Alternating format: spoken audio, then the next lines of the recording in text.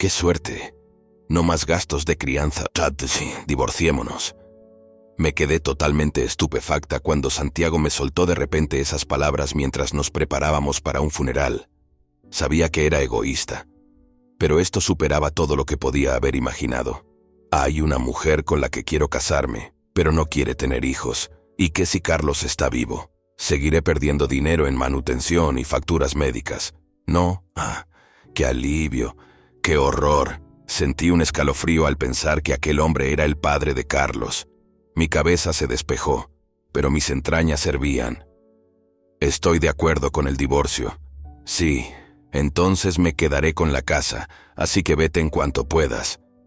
Espera a que acabe el funeral. Bien con eso, Santiago se fue el día del funeral. Leí el testamento de Carlos. Santiago se puso pálido mientras sus parientes lo miraban con caras feroces. Era el momento de contraatacar. Me llamo Carla. Soy una ama de casa de 42 años. Antes trabajaba en una empresa como traductora, pero ahora he cambiado de trabajo y trabajo como autónoma. Mi marido, Santiago, es 3 años mayor que yo y tiene 45 años. Nos casamos a los 29, cuando él era cliente de mi empresa. Al año siguiente nació nuestro hijo, Carlos, pero Santiago era un hombre muy egoísta y apenas participó en su crianza. Carlos era frágil de nacimiento y entraba y salía del hospital. A menudo me sentía culpable por no haber podido darle un cuerpo más sano, pero Carlos afrontó con valentía los tratamientos y consiguió aguantar 12 años. Su estado empeoró cuando cumplió 12 años. Durante su primera temporada de lluvias, no paraba de toser. Su cuerpo rechazaba la comida y la fiebre no le bajaba. Lo llevamos corriendo al hospital y empezamos 4 tratamientos, pero sus síntomas no mejoraron mucho. Mamá, siento que me hayan vuelto a hospitalizar. No lo sientas, vas a mejorar, ¿verdad? Sí, haré lo que pueda, dijo Carlos con una débil sonrisa. Sentí que se me saltaban las lágrimas, pero no podía llorar delante de él. Me contuve lo mejor que pude. Cuando Carlos por fin se durmió un rato, llamé a Santiago, pero no importaba cuántas veces lo llamara. No contestaba. Quizá estaba en una reunión de trabajo, así que cambié a mensajería. La respuesta de Santiago llegó a la mañana siguiente. Al ver su mensaje, le llamé inmediatamente. Esta vez, contestó enseguida. ¿Y ahora qué? Tan temprano. No me digas ahora qué. ¿Por qué no vienes? Carlos está luchando mucho. Bueno, mi presencia no curará su enfermedad, ¿verdad? Y oye, las facturas del hospital deben estar acumulándose otra vez. Dile al médico que le cobre cuanto antes. ¿Qué? ¿Cómo puedes decir eso? No te oigo. Ahora me voy a trabajar. Espera. Santiago colgó sin escucharme. Siempre había sido indiferente con Carlos, pero nunca había sido tan cruel. Apreté el teléfono, temblando de rabia.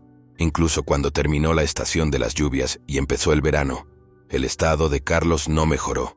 Los médicos dudaban de que llegara al invierno, así que dejé de trabajar para estar con él todo lo posible.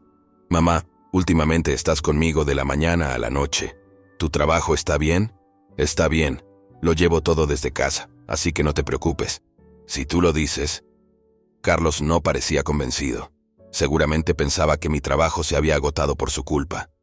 Después de aquella conversación, para no causarle más estrés, empecé a llevarme el portátil y a trabajar delante de él. A Carlos le encantaban los libros y se pasaba la mayor parte del día leyendo. También le gustaba estudiar y se apuntaba a la escuela del hospital cuando le apetecía. Yo quería dejarle hacer todo lo que quisiera, pero Santiago, en cambio, parecía muy descontento conmigo. No solo evito visitar a Carlos, sino que me quejo constantemente en casa. Oye, ¿aún no le han dado el alta a ese chico? ¿Se queda en una habitación privada? ¡Qué desperdicio de dinero! ¿Cómo puedes decir eso cuando tu hijo está luchando tanto? ¿Por qué no lo visitas por una vez? Estoy ocupado, ¿vale? Con que lo visites es suficiente. Santiago nunca cambió de actitud y nunca visitó a Carlos en el hospital, a pesar de que era el padre de Carlos. Sabía que Carlos debía de sentirse solo, pero comprendí que obligar a Santiago a visitarlo en contra de su voluntad no serviría de nada, así que no insistí más. Para entonces, Santiago solía llegar tarde a casa, apestando a alcohol, Decía que era para entretener al cliente, pero el carmín de sus camisas lavadas y los recibos de los moteles indicaban que tenía una aventura. No tenía tiempo para Carlos, pero sí para otra mujer.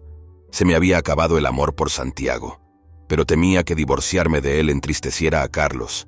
Lo pensé y lo soporté. Mientras tanto, el estado de Carlos empeoraba.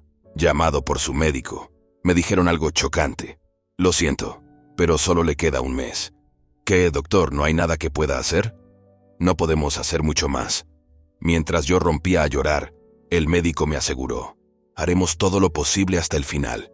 Durante medio mes, continuamos el tratamiento, consultando con el médico, pero como era de esperar, el cuerpo de Carlos se debilitó aún más. Me voy a ir pronto. ¿Qué estás diciendo? Hay mucho más que quieres hacer, ¿verdad? Le animé con esas palabras, pero lloré en privado, lejos de la vista de Carlos.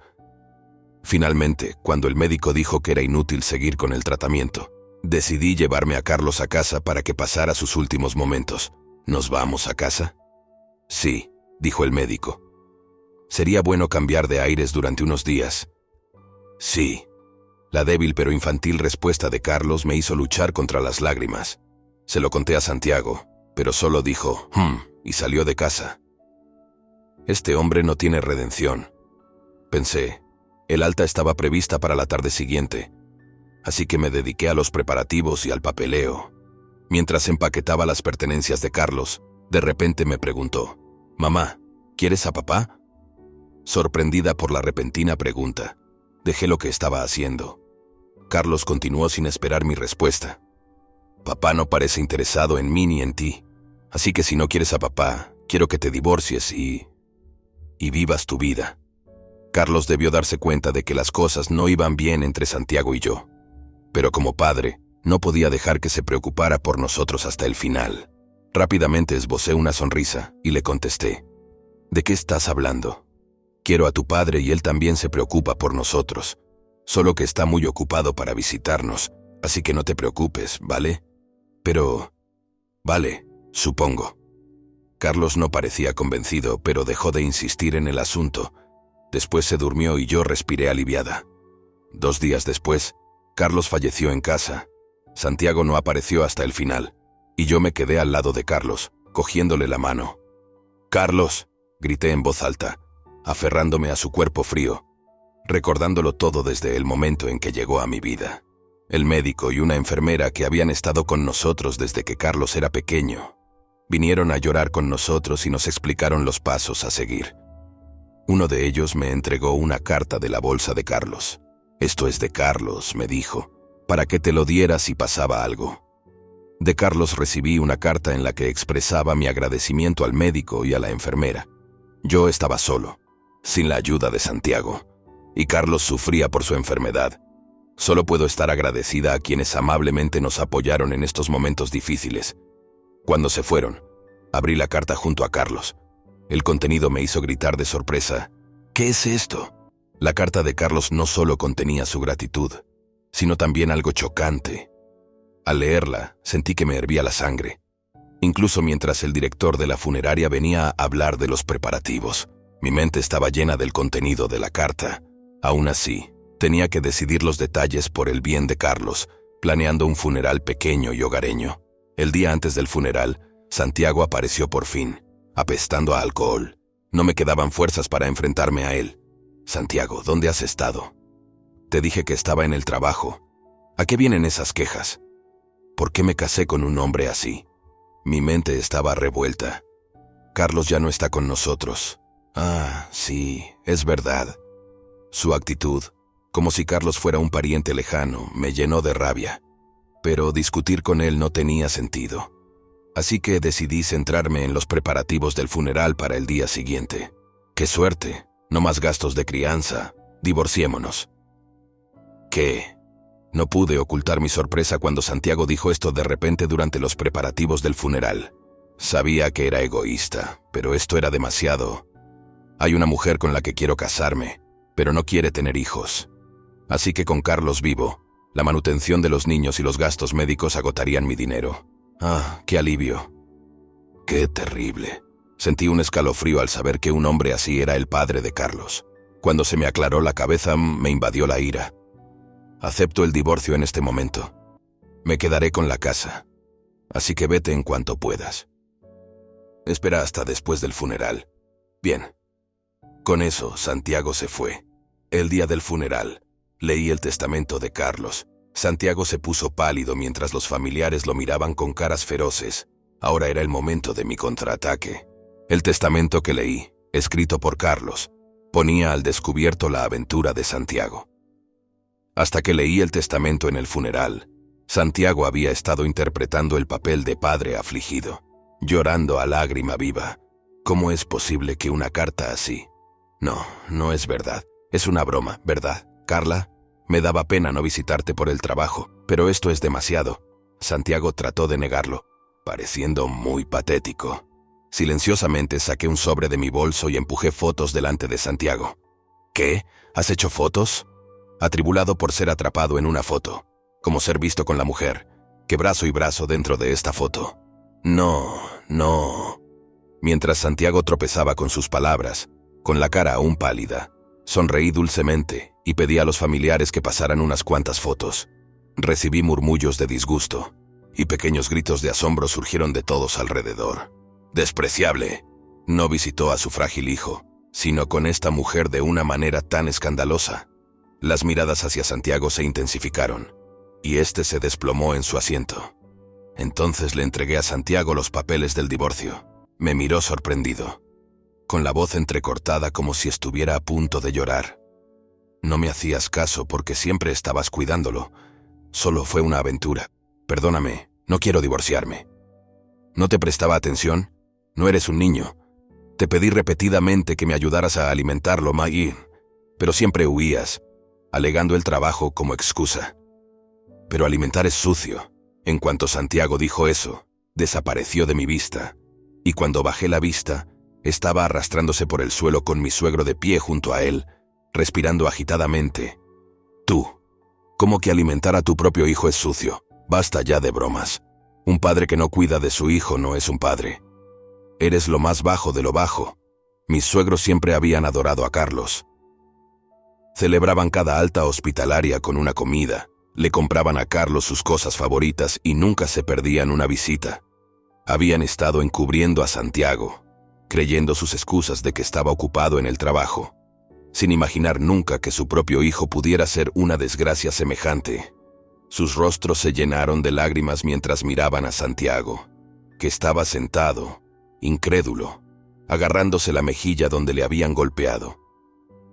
Carla, lo siento mucho, no teníamos ni idea.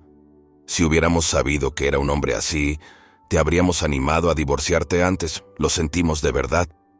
Empezaron a inclinarse profundamente y me apresuré a levantarlas. No fue culpa de ellos. Carlos amaba a sus abuelos, y su presencia era una de las razones por las que no me había divorciado de Santiago. Ustedes no tienen la culpa. Miren, la carta de Carlos dice gracias y manténganse sanos. Carlos y yo os queremos mucho. Gracias, lo siento, Carla. Mi suegra me abrazó, sollozando en silencio. Mi suegro también lloraba, pidiéndome disculpas. Santiago, volviendo por fin en sí, se levantó y me señaló, gritando: «No seas ridícula. No es más que una vieja que ni siquiera pudo cuidar de su marido. Un fracaso de esposa. Santiago, tú...». Cuando mi suegro se abalanzó sobre Santiago, me puse delante de él. Me miró con una mirada temerosa pero desafiante. «¿Qué? ¿Tienes algo que decir?» «La verdad es que no, Esto es la realidad. Aquí nadie está de tu parte. Y asegúrate de devolver el dinero que has pedido prestado a mucha gente, ¿no? ¿Cómo lo sabes?». Ante mis palabras, los familiares que habían prestado dinero a Santiago empezaron a murmurar.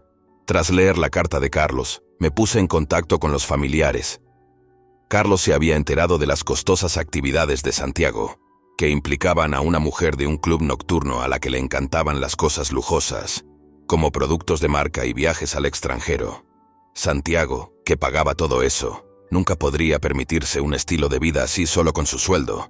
Al darme cuenta de ello, comprobé si alguien le había prestado dinero y, para mi sorpresa, no eran solo los parientes de Santiago, sino también los míos. con el pretexto de los gastos médicos de Carlos, aunque al principio les había informado solo para darles las gracias y prometerles el reembolso. Con la situación actual, se dieron cuenta de que Santiago no había utilizado el dinero para Carlos, sino para su aventura. No bromees conmigo, presté ese dinero pensando que era para Carlos. Devuélveme mis $20,000 ahora mismo. Lo mismo digo. Quiero que me devuelvas mis $40,000. Estas palabras desencadenaron una cascada de demandas de varios familiares por el dinero que habían prestado. Santiago miró a su alrededor. Su rostro palidecía aún más con cada reclamación. Luego se volvió hacia mí, sonriendo débilmente. Carla, somos pareja, ¿no? Me ayudarás, ¿verdad? ¿Qué, lo dices en serio? No ayudaste con la enfermería. No contribuiste a los gastos médicos. Ni siquiera a los gastos de manutención. Y en cambio pediste prestado a todo el mundo para tus propias necesidades egoístas. Increíble. ¿Por qué iba a ayudarte? No digas esas cosas con voz patética. Santiago volvió a desplomarse, aparentemente sin energía para replicar. Lo miré, lista para asestarle el golpe final, y llamé a la entrada. Emilia, entra, por favor. Emilia, ¿por qué está aquí? La cara de Santiago era una imagen de puro pánico mientras miraba la entrada. La mujer llamada Emilia caminó hacia mí vacilante. Parecía sencilla y ligeramente maquillada, un marcado contraste con la mujer de las fotos. La invité el último día de Carlos. Estaba contigo, ¿verdad? Pensé que estaría bien que asistiera al funeral. Lo siento por esto. Ahórratelo. No hacen falta palabras tan superficiales. Emilia cerró la boca con fuerza ante mi respuesta, con el rostro tan pálido como el de Santiago. Le entregué unos documentos. La he convocado hoy aquí para firmarlos. Por favor, léalos detenidamente y firme. $100,000, no puedo pagar eso, Bietf. Es imposible. No te corresponde a ti decidir si puedes pagar o no. Emilia me miró con ojos suplicantes. Pero yo no iba a dejarla escapar fácilmente. Su gesto me irritó, pero no tenía intención de enfadarme por algo así. Entonces Santiago, tembloroso, se interpuso entre Emilia y yo. ¿Y ahora qué? Es culpa mía, así que, por favor, perdona a Emilia. Exigirle $100,000 es demasiado cruel. ¿Por qué habría de hacerlo? Solo pido una compensación por el asunto. Santiago levantó las cejas y suspiró pesadamente, mientras gritaba por dentro que la que quería suspirar era yo. Esperé las siguientes palabras de Santiago. Eso es porque Emilia es frágil, no como tú. ¿Cómo esperas que gane $100,000? ¿Qué tan cruel puede ser, Santiago? Emilia se aferró a la espalda de Santiago. Ambos parecían perdidos el uno en el otro. Las miradas frías no eran solo mías. Los familiares estaban dispuestos a echarles la bronca. Pero decidí echar más leña al fuego. Emilia, tu hijo está hospitalizado, ¿verdad? ¿Hijo? Emilia se estremeció. Continué. Tiene 12 años, como Carlos. Siempre en el hospital. Su exmarido se quedó con la custodia, ¿no? Difícil con todos los gastos de hospital y tratamiento, por no hablar de los gastos de cama. Debe estar recibiendo una buena demanda de manutención, ¿no? ¿Cómo lo sabes? Emilia me miró como si hubiera visto un fantasma. Santiago se quedó helado de asombro.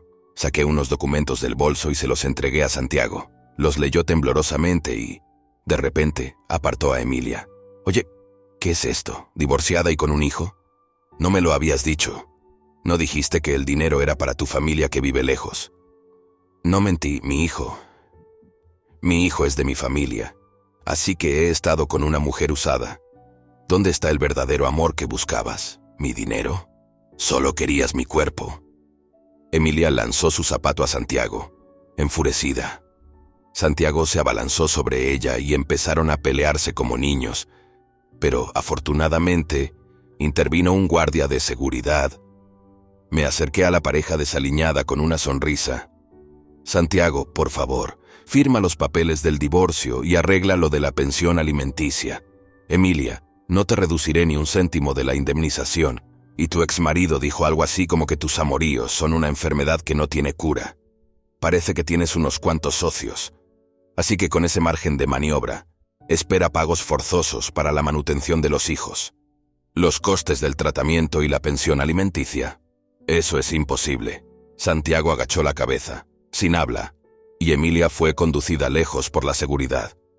Con los hombros caídos en señal de derrota, pedí disculpas a cada uno de los familiares por la molestia, y ellos me consolaron, haciéndome llorar. Después de eso, mi divorcio de Santiago quedó finalizado, y también acordamos la cuantía de la pensión alimenticia que él debía pagar, tal como yo había solicitado. Este incidente enfureció enormemente a sus padres.